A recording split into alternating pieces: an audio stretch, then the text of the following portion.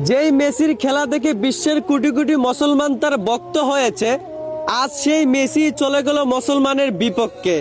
ইরানে হামলা করায় মেসি খুশি হয়ে হাততালি দিয়েছে ডোনাল্ড ট্রাম্পের সাথে। অথচ এই মেসিকেই বাংলাদেশের কোটি কোটি মুসলমান নিঃস্বার্থভাবে ভালোবাসে। যে মেসি কিনা মুসলমানের পরাজিত দেখে খুশি হয়ে হাততালি দেয়। আসলে এই মেসি একটা সময় আমারও ফেভারিট প্লেয়ার ছিল, কিন্তু এই দৃশ্য দেখার পর সে আমার মন থেকে উঠে গেল। কারণ আমরা মুসলমান, আর যে মুসলমানের পরাজিত দেখে খুশি হয়ে হাততালি দিবে, সে যেই হোক না কেন তার প্রতি আমাদের ঘৃণা চলে আসবে।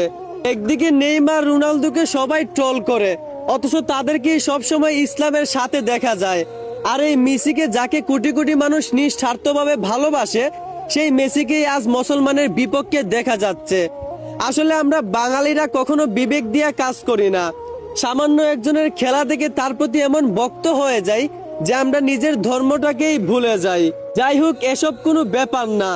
কোনো খেলোয়াড়ের হাততালিতে মুসলমানের বিজয় আটকাবে না। ইনশাল্লাহ ইরানের বিজয় হবে।